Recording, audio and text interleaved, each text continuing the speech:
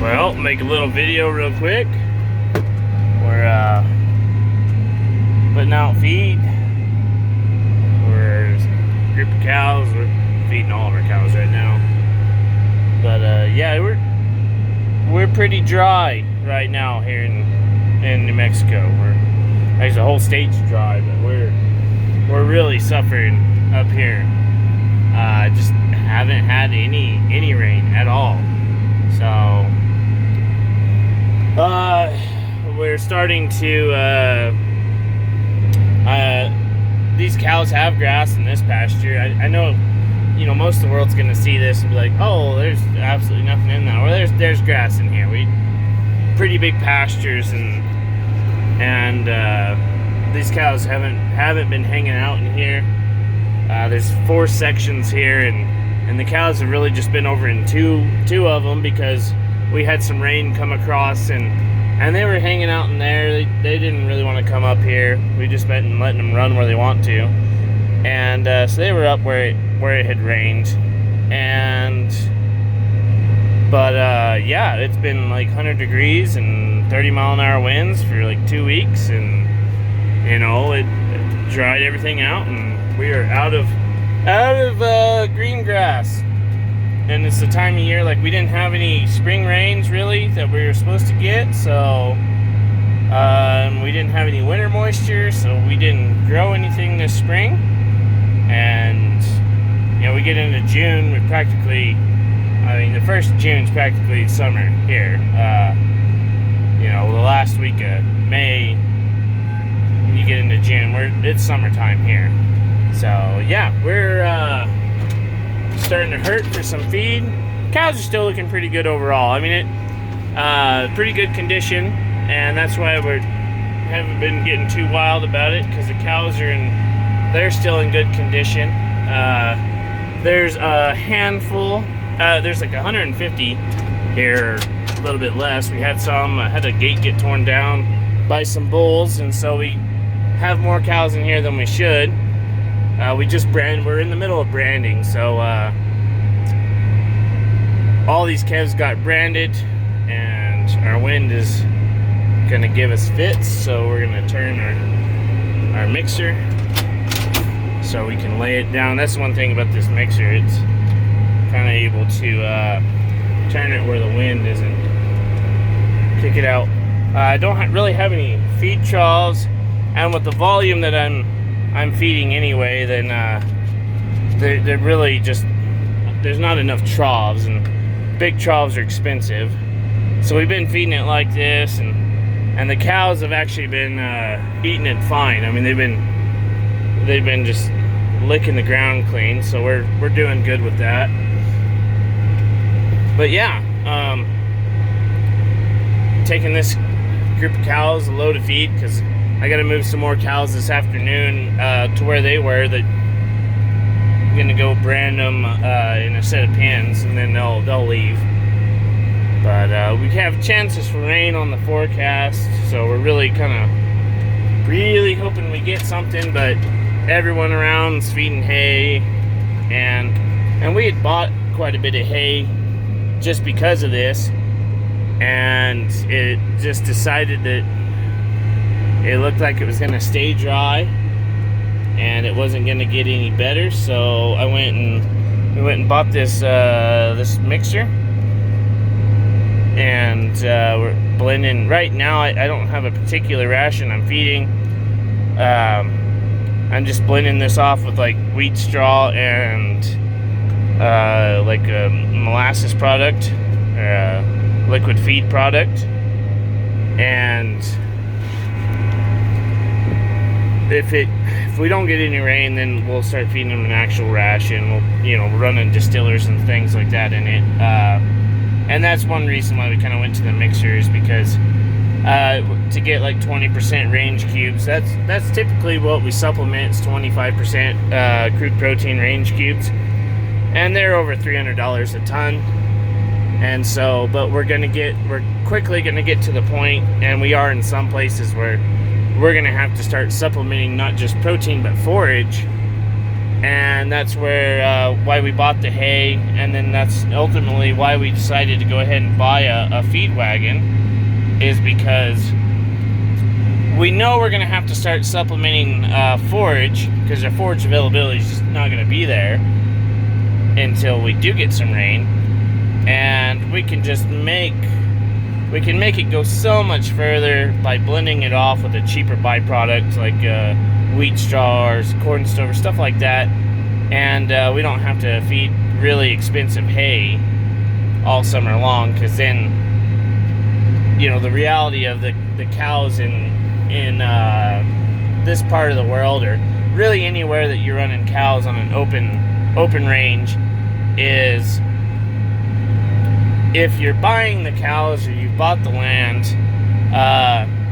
you know, in this part of the world, you do factor in some feed, but it's not like places where you have to winter your cows and feed them all winter long, or pretty much back east where, you know, the cows come into a yard and they get fed all winter.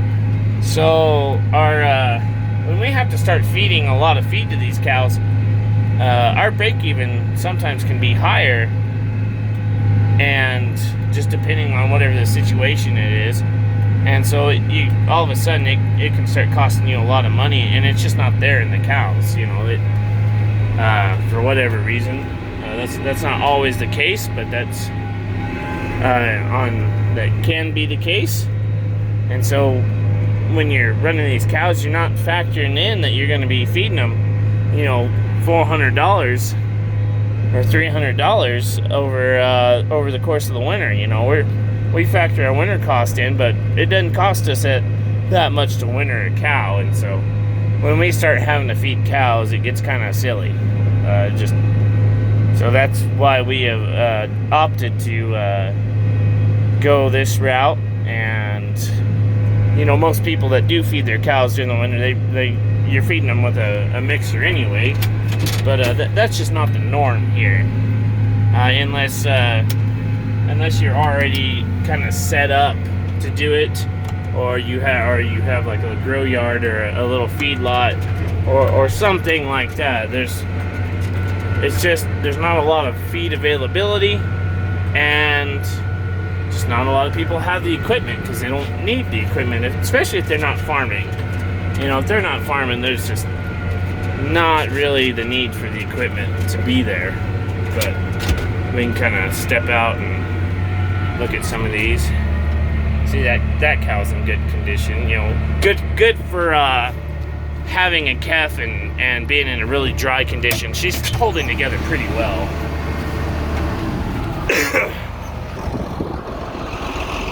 But as you can see, I went with biggest mixer possible, twin screw vertical.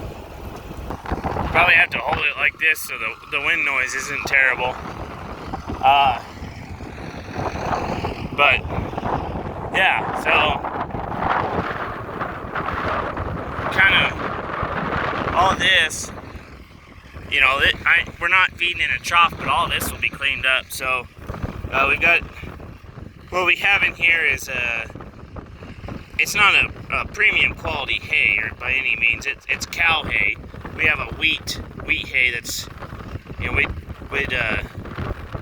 know, it's just cow hay. It's nothing special. The protein's not very high in it, but it does have okay protein. It's green. It's got decent feed quality to it. But it's not like something. It was cut pretty mature. It hadn't gone to grain yet, but you know, it's not like it wasn't irrigated or fertilized, so it didn't have that high feed value. But it does have good feed value. It was bearded, but by the looks of it, running it through this mixer is kicking all the beards off of it completely.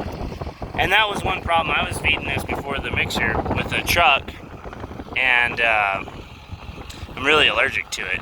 So just flaking it off by hand was not the greatest thing.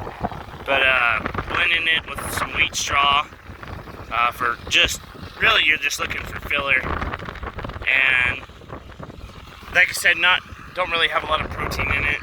We are putting some liquid feed in there. But that's probably one of the rougher cows right there. But she's lousy, very lousy. Most, I'd say 95% of them are like that, good cow. So, yeah. And then there's some cows that are just fat. So, but that's kind of what we decided to go to and try. Get back in here. So, yeah, that's it sucks. There's no real way around it. To give you kind of some perspective, that 100 acres of millet I no-tilled in, we're replanting it all.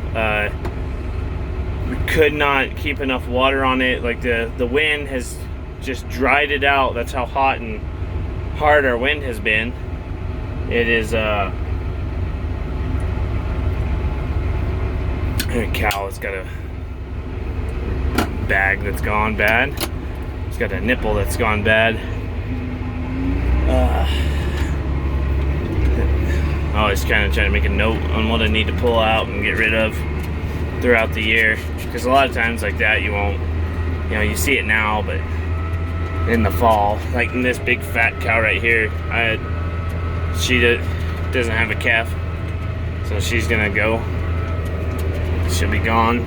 So but yeah, for the most part, with how everything's gone, I'm pretty happy with the condition on the cows, and I know they'll be picking up pretty quick. So we pour these cows with insecticide every fall, but if we don't have a real cold winter, they'll get really lousy in the late spring, and so a lot of them still have rough hair on them. Just a rougher looking cow. But we just branded all these calves, and in some of my old videos I show a sprayer. I spray all these cows, and they're gonna clean up pretty quick just from that. So we'll kill whatever lice problem we had, mites, whatever was going on, and that'll take care of that. That'll get them on through the rest of the year, and they'll do good. But cows are holding together, I'd say fairly well for the conditions. But yeah, so we just decided to go ahead and and get a mixer. I didn't actually partnered on this mixer with my family, because we're feeding all the cows, not just my cows and not just their cows. We're feeding all the cows, so we just decided to go ahead and give it a try and see if it was for us.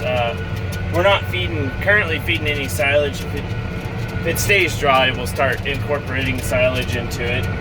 But we kind of want to use up some of the products we have, and stuff that we've already spent money on and already have invested before we go and start having to spend a lot of money on cows. Because like I said, the numbers aren't there. Like you have to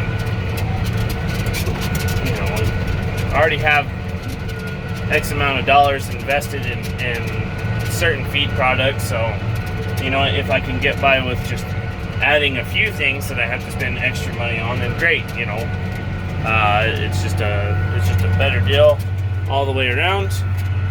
But if it stays dry, well then we know we're gonna have to spend more money. We'll start incorporating silage and all of our protein products, and it's still going to be cheaper than feeding range cubes and just straight hay. Tremendously cheaper. This is somewhat can be time consuming. If we're just supplementing it, this is a little more time consuming. But if we get to the point where we're having to just feed everything, then this is way faster. So we're trying to get it set up. Where we got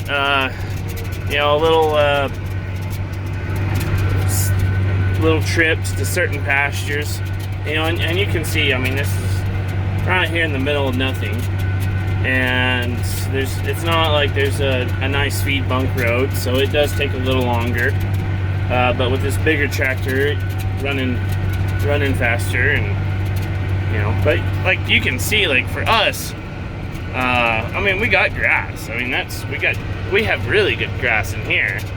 It's just, if we don't get some rain, we're gonna start having some major issues, and it's not just us; it's everybody. I've seen a lot of hay moving, and then we do have one neighbor. They have a lot of silage, and they have a truck, a vertical truck, and they go and they feed everything.